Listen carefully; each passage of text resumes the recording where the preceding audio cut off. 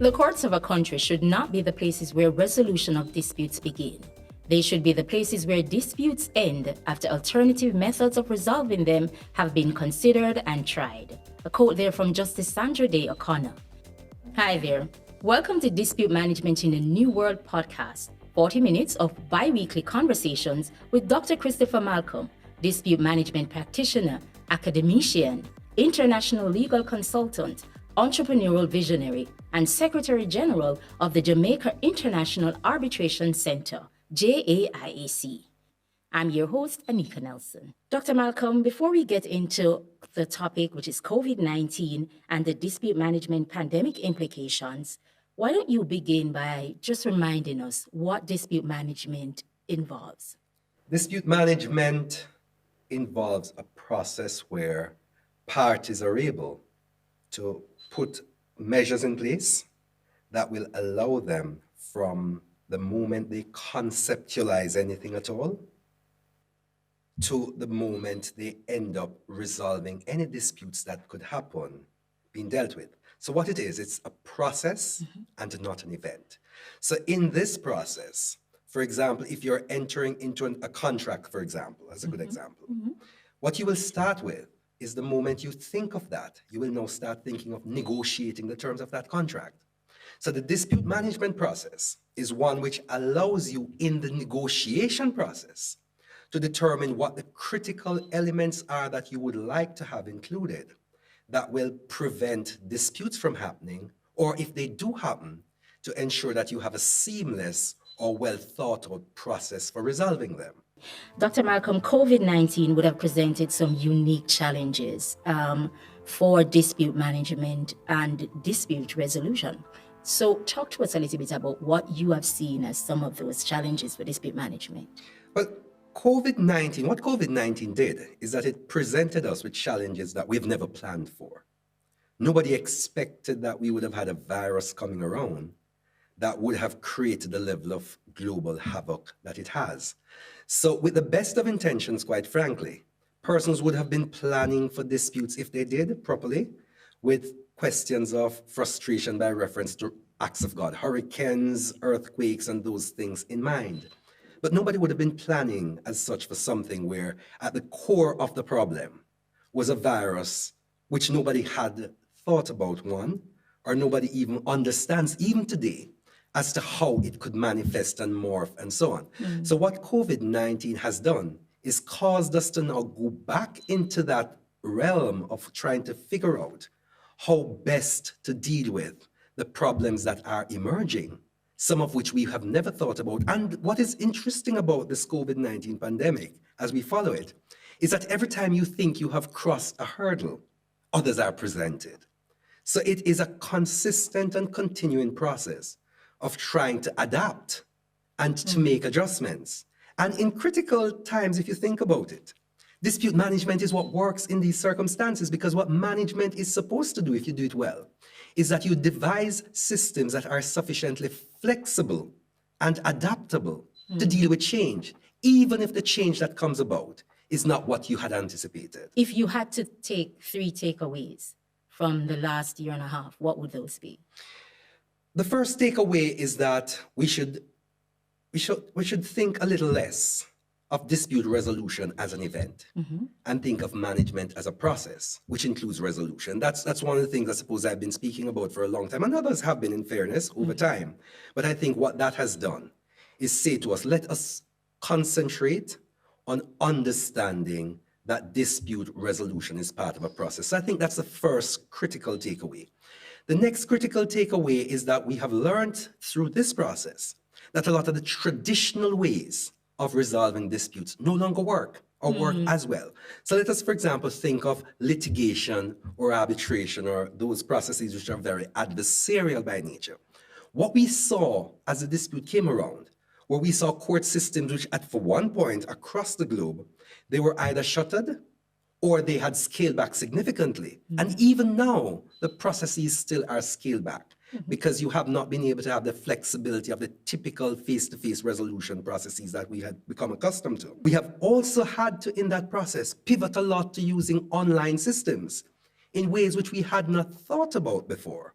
So that is another takeaway that I think is critical. And perhaps the most important takeaway for me out of this is to see how it is that we can pivot to becoming a lot more accommodating by way of conciliation and more ameliorative ways of resolving dispute. Therefore, the pivot away from things like arbitration, litigation, and so on to things in the nature of mediation, facilitated contract renegotiation, and those mechanisms that are ideally suited to getting people together where they understand that we have common problems, which none of us really brought about, and we need to find common solutions that can help us to move forward in uncertain times. Did the COVID-19 pandemic solidify, amplify the need for dispute management inclusion in business? I think it did actually, because as I said, prior to this, the management nature of disputes was not as critical in persons' thoughts. The typical approach was, for example, to a contract, is that you enter into a contract, you hope it goes well, and if it goes badly, you resort to traditional methods of resolving it, which typically included litigation, arbitration, and so on. What has happened now is that businesses are recognizing that those traditional methods are not as available, and even if available, may not be able to help you as well as they had before. So businesses now, at least the ones that are most proactive, have now had to be thinking, what else can we do? And how else can we go back into that sandbox to try to figure out ways of resolving our disputes, which inevitably happen, without having to rely on processes over which we have not as much control as we did before, and which are becoming more and more evident as solutions that are not as good as they used to be. COVID-19 dispute management pandemic. What is that? Well, the pandemic simply is this. You know, when you think of a pandemic, in this instance, we thought of a pandemic as COVID-19 pandemic related to the in and out of quotes illness of it. Yes? Right. However, for those of us who are in the area of business and law and so on, we recognize that the nature of life is one where, as we say, for example, in Jamaica, teeth and tongue will always meet, right? So the possibility always exists, whether it is in personal relationships, business relationships, cross-border country-related relationships. There are always disputes happening, and if they're not happening, they're always a step away from happening. So what has happened here is that with COVID-19 having thrown everything out of the mix, you had business continuity being affected. So for example, persons, for example, may have ordered, let's say you ordered a bale of cotton from Louisiana. Let's just say that, for whatever that means. And in the process, shipping lines were interrupted or some such thing.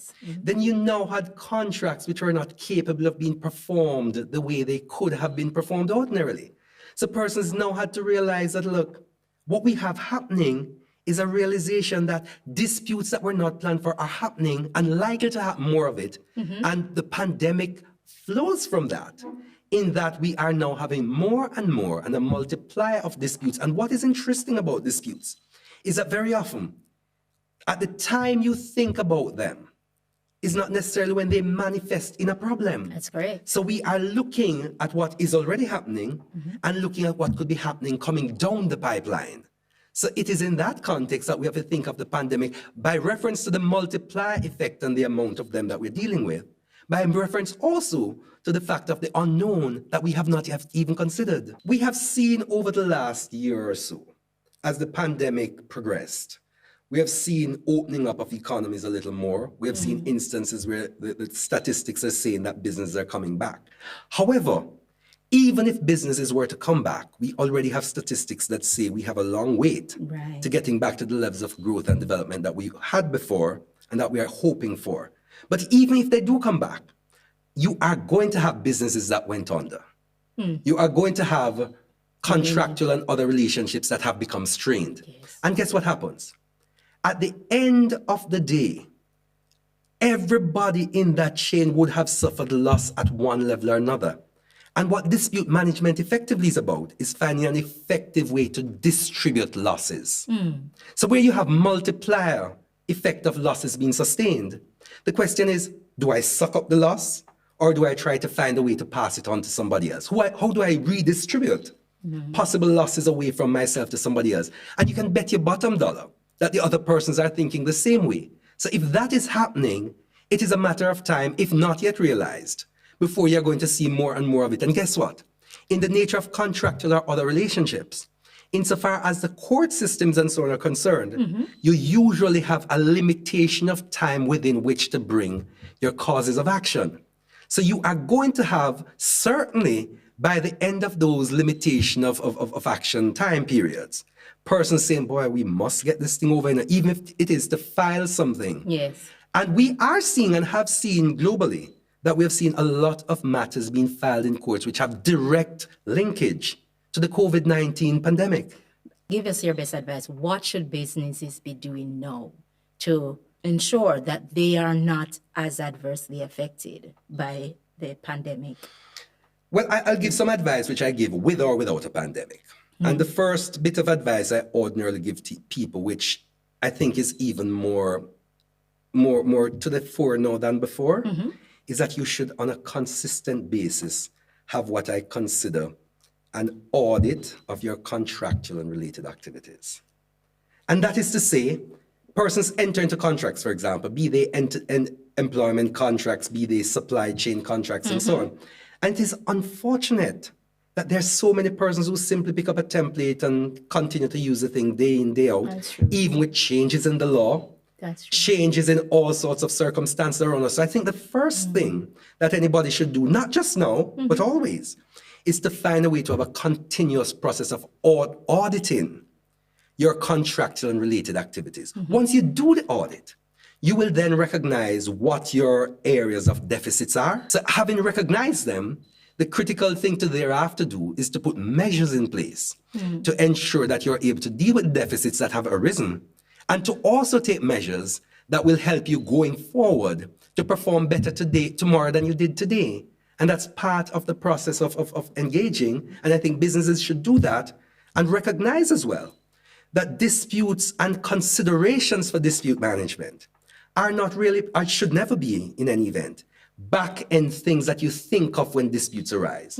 But you should put measures in place. And that is where management rather than resolution becomes so critical. You put measures in place that will help you to avoid, as we said earlier, and to deal with when they manifest. And that is what businesses should really be focusing on in a significant way at this time. Every business needs to deal with dispute management. What the realities of particular businesses are will change. But as I said, in any personal relationship, you and I are speaking, let's say we're good friends. It is unlikely that we're going to go through our lives together as good friends without having disputes arising between us. And the same thing happens in the context of businesses. However close the business relationship is, you're going to have situations where the business continues without there being any disputes at all. So businesses at every level should think about it. But what businesses should do, as I like to say, is to find an effective way of dealing with those disputes. What should you do? And again, getting back to my very basic approach to contract, which I tell people, is that contract really centers around three things, 3 letters, and I like to think of them as I am, very biblical.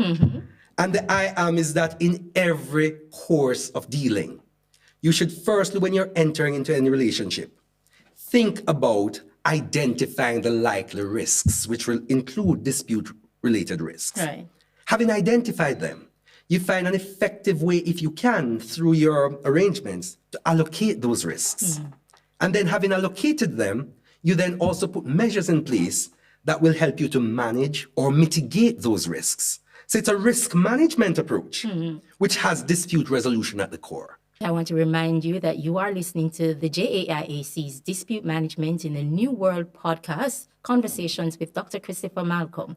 Dr. Malcolm, your note about reviewing contracts is an essential one, an important one. But just before we go further, can you differentiate for us the difference between dispute management and dispute resolution? Okay, getting back to where I started, but to clarify it a little more. Dispute management is a process which includes various elements. The first, and if we go back to what I just said about I am, and we're thinking about identification, allocation, management. All of that speaks to management process, because whatever you're doing, if you're in banking and compliance, if you're in whatever, we're always in a risk-based environment where we're trying to find effective ways of identification, allocation, and management. So what dispute management does is to think now of dispute as the critical problem that could arise. Then you think now of what you need to do at the various stages that you go through a transaction to ensure that you have effective things in place. So let's take a typical transaction, let's say of somebody entering into a contract to build a house. Now, in the building of that house, let's just say you have an owner and a single contractor that they're dealing with. At the start of that relationship, the owner or the person seeking to develop the house will say, I want to build 4 rooms and I want it to be 3,000 square feet or whatever the case may be. And in that relationship, the contractor is going to say, well, you know, I can build it for you. Here's my cost. Here are the things that I need. Now, in that process of bartering or negotiating that you're having, the parties are now trying to settle on the terms of their contract. Yes. So at that point, if you don't get people talking to each other and resolving things before the disputes happen, you're in a real problem, because when the dispute arises, somebody is going to feel that I have the right, and that person is unlikely to easily give up their rights.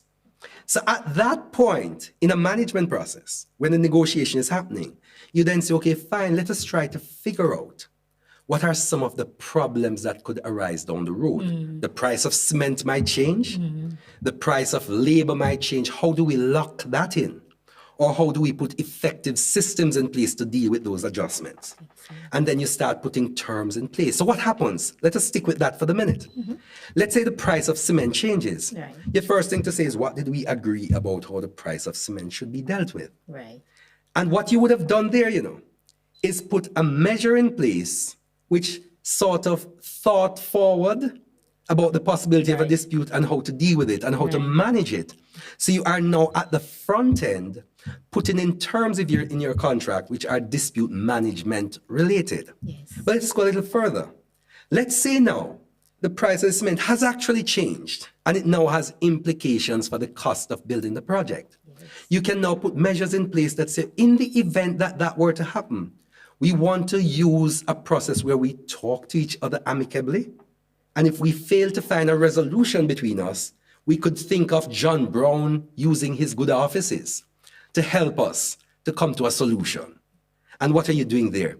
You're putting in another step in the process to help you to manage a dispute when it actually arises, right? Then you now start to think about what else is likely to happen at the end. Let's say you go through that process of talking, nothing happens. Then you can say that in the event we go through this process, nothing happens, we may end up in litigation. We may end up in arbitration.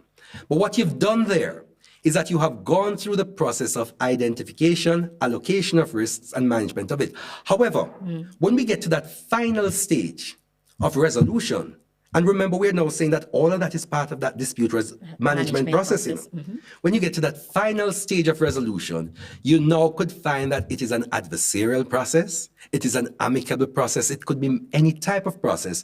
But the important point I'm trying to make is that resolution is merely a component of management. Yes. So it's a much narrower concept, which is already included if you think of management in a holistic way. Talk to us about the JAIAC's role in dispute management, and what are some of the services that you would offer to help businesses in that area? Well, the Jamaica International Arbitration Center, JAIAC, was established with dispute management as its focus. It was never established primarily with dispute resolution as a focus. And so what we have operating through it are a number of management processes that are available to parties who may have disputes. So in that you have mediation available, you have conciliation available, arbitration available, and a host of other things that the parties can themselves arrive at. So what the JAIAC has going for it is that it has been set up from within the Caribbean to serve the region, but geared also to deal with international parties from without the region as well. So what parties are able to do here is to register their disputes and have them administered through the JAIAC by reference to its own rules that have been developed. So the JAIAC has developed its own rules, which are geared to management of arbitrations, mediations, and so on. And that is what happens in the process in terms of where we go, right? So that is the JAIAC for that. Now, how do you get in touch with the JAIAC, which is perhaps the other part that you've asked about? The JAIAC has a website, and that is jaiac.org. You can log into that, see the range of services that are offered, and in that range as well, there are persons who operate as party neutrals who are able to assist and be called upon to administer, to help parties as arbitrators, mediators, and so on in the process. So that is where the JAIAC comes in. And there's also a number you can call if you're there, 876-416-5390 is a number that is also available for getting in contact with the JAIAC. But the short of it, getting back to where we were, is that the JAIAC recognized very early that dispute management is a critical thing, and recognized as well that in our context as a region, we need to ensure that we understand disputes well, we understand the inimical impact that they can have if not properly dealt with, and we need to have effective systems in place which rely on our own as well as our external relationships to work and to work effectively. And that is what the JAIAC is about. It is about having been set up as it was, as a not-for-profit entity, with a view to seeing how we can understand and assist parties to better resolve disputes. My position, of course, on this is that if disputes are not properly resolved, however small they may be, the society as a whole runs into no ends of problems.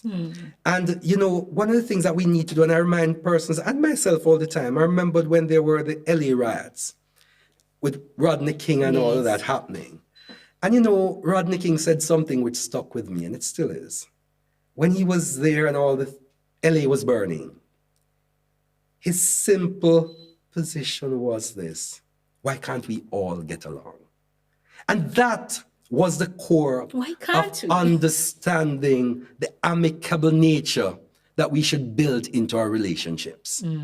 Because the truth is that fighting sometimes becomes necessary, and we're not going to say it never is. But if you can avoid having to fight, you're always in a better position if you can talk to us. Why?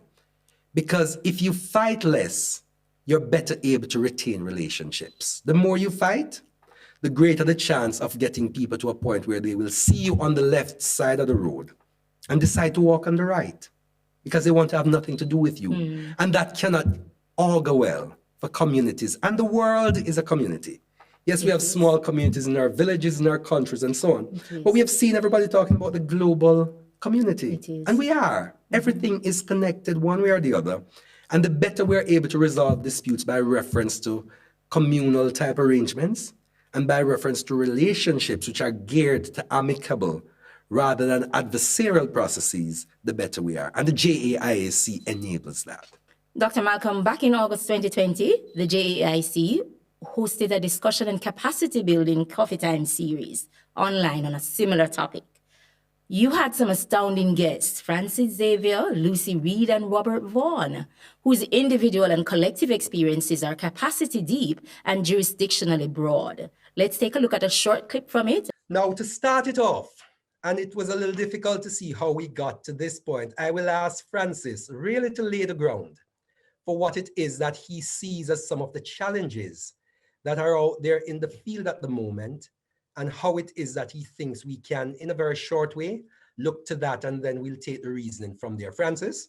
In the face of this unprecedented, what Sharon called the disputes pandemic, which is coming, what we have in a common law country like Jamaica, across the world, and we have the concepts of force majeure, we have the concepts of frustration, and in court countries, of course, we have a similar concept to force majeure.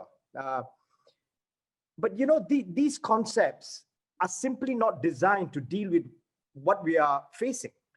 It's designed to deal with extraordinary, you know, one contract or a series of contracts that may be affected, but not on this scale, right? And so what do we do? So first of all, I think many countries across the globe have tried to at least halt or put on a moratorium to have a suspensory effect on commerce. So, we have got, many countries, Germany, Australia, Singapore, the UK, as an example.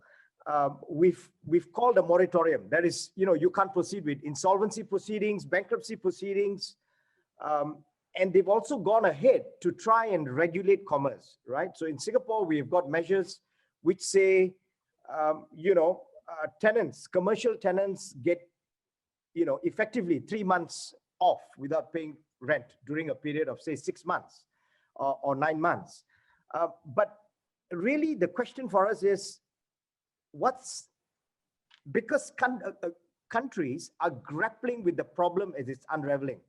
We never expected to be in the grip of the pandemic in August. We still are in the grip of the pandemic, and we don't know how long it's going to last. And so looking ahead, Christopher, I think the question is, I think one thing is clear, right? Our laws as designed, our courts as designed are ill-equipped to deal with this tsunami. Wow, definitely lots to consider there. Of course, persons can visit the JAIC's website and YouTube channel for the full length of the Coffee Time video. Dr. Malcolm, what are some of the dispute management measures that could be adopted going forward? One of the most important things that we could do is to think of the greater use of mediation, conciliation, and those processes that are less adversarial than the typical court system process of litigation that we have been used to. And mediation in particular is important because what it is that it is a process which recognizes that power remains with the parties, albeit with the assistance of a third party who can help them to resolve their disputes without having to be at loggerheads with each other. When parties engage in a process of contracting, for example, I mentioned earlier that there's a negotiation process. And most persons might understand or have an idea of what negotiation is. Negotiation really is a process of backing and forthing between parties as they try to arrive at solutions that are best able to satisfy their needs. But in that process, the parties are dealing directly with each other. And even if there are other persons involved in it, those persons would essentially be their servants or their agents, as we think of it as a matter of law. Persons acting on their behalf, but the process is theirs. They own it. Right. And no decision can be made without them being the parties. Now, it is recognized, however, that there are instances where you can introduce a third party to assist that process, who then comes in not to be a decision maker, but instead to facilitate or enable the parties to better engage with each other. So what mediation is a process of applied negotiation. And in that process of application, what the mediator is intending to do is to try to get the parties to understand their individual positions. Why I think I'm right, why you think you're right, and then to introduce alternatives and possible ways that we can be starting to think about it together. So what they try to do in the context of mediation is to help parties to understand their positions, but to understand that it is better for them if they focus instead of what is in their best individual and mutual interests. So mediators try to help parties to move away from established positions to mutually inclusive, interest-based positions that can help them to resolve a dispute and to move forward. It is critical, however, that I re-emphasize that in that process, the mediator is serving essentially as a facilitator to help the parties to do what they need to do in their own best interest. Keep them on track. Keeps them on track, but is not there to try to take over the process. It is not fair, however, to think that the mediator is simply there as a stool. The mediator is not. The mediator will be trying and using a number of developed psychological and other techniques to help the parties to better understand how they may be able to see eye to eye. We need to go back a little bit now to the webinar series. Yes. What were some of the other takeaways from that? The other takeaways I think coming out of it is that in addition to mediation, there's also a process of facilitated contract renegotiation, which is critical for consideration. Let me quickly hasten to sort of clarify that a bit as well. In the context of mediation that I just spoke about, mediation arises at a point where there is a recognition by the parties that there is something that has already gone wrong and that there is fault that can be ascribed to one party or another. Right. In the context, however, of facilitated renegotiation, you do not start from a position of fault. You start from a position of recognizing that we need to preempt the process of the dispute and to try to find a way to recognize that the arrangement that we had in place on the contract, for example, is no longer working the way we wanted it to. So the contract, the facilitator in that process, then comes in a mediator type role in that he's not there to make a decision, but to assist the parties as well.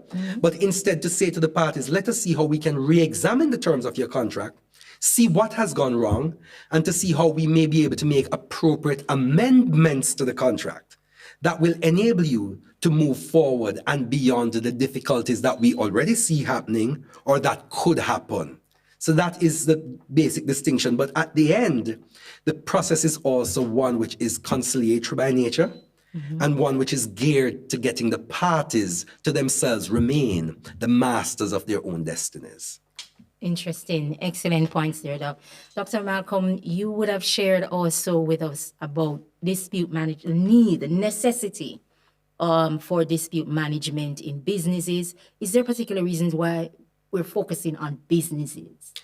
Even though we're talking business, because it is in the context here of seeing how it is that we can get our economies working, what we're speaking about and how it applies also at the individual level, because we all as individuals need to recognize similarly that our lives are centered around teeth and tongue meeting, as we say in Jamaica. Yes. it is. And because teeth and tongue is going to meet, it is important for us to try to identify the risks that could lead in an individual relationship to teeth and tongue meeting. To try to find a way in our individual relationships to see who should have responsibility or allocation of who should have responsibility for doing what. And then to ultimately determine that if somebody falls off Yes. the track and doesn't do what he or she is supposed to do, here is how we're going to resolve it. Dr. Malcolm, that's an interesting point in which to end this series episode. You've given us some useful tips. We've spoken about dispute management. We've clarified dispute management and dispute resolution. And you've also given us a go-home tip, contract review. Now is the time. Before we wrap things up, tell us a little bit about how it is that folks can contact the JAIAC. The Jamaica International Arbitration Center, from Jamaica and the Caribbean to the world. We are available to assist persons both locally and internationally. And to get access to the services, persons may simply go online to jaiac.org, and there you will find all the information that you need about how the JAIAC functions, what its services are, how its neutrals operate, and a host of other valuable information. In addition, persons may also call 876-416-5390. And I could add as well at this juncture that the JAIAC has also implemented, and I'm sure we will speak about that on some other occasion, an iNeutral platform, which is available on the JAIAC website, but persons can go to that directly at iNeutral, INEUTRAL.jaiac.org, and there you will find a whole new world of how you're able to use the online dispute resolution system that the JAIC has implemented.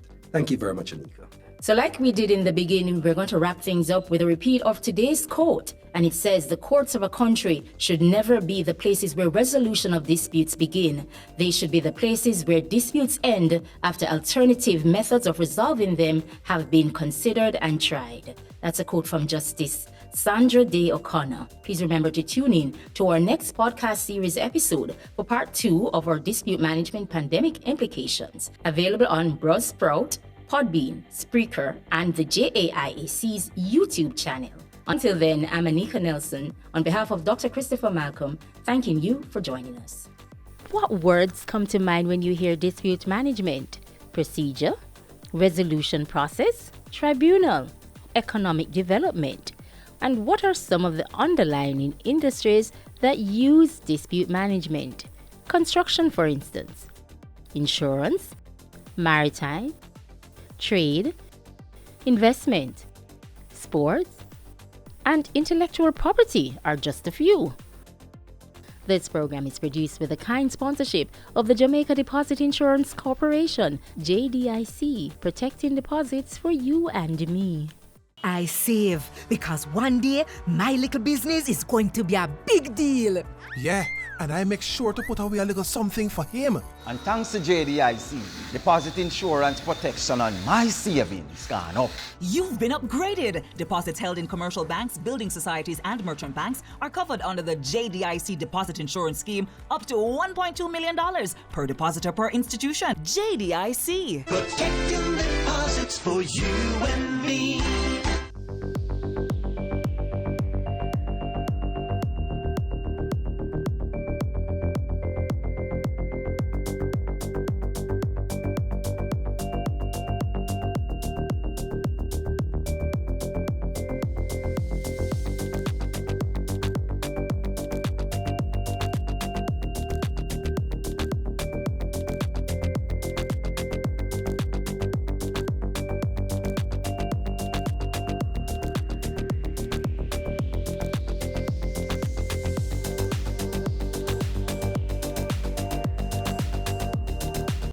Special thanks to ADEB Consultants Limited, consulting engineers practicing for over 40 years.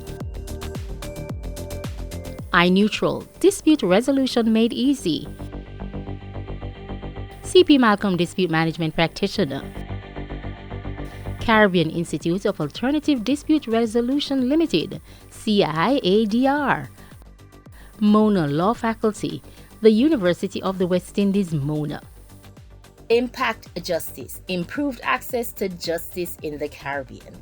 Stay tuned to all our podcast episodes exploring the concept of dispute management, its appropriate use, options for stability in business relationships, and how it supports sustainable economic development. All our podcast episodes are distributed by these platforms: Google Podcasts, Spotify, Apple Podcasts, Amazon Music, Deezer, Stitcher, Podcast Index, Pandora, TuneIn Plus Alexa, Podchaser, Podcast Addict, and wherever else you get your favorite podcasts.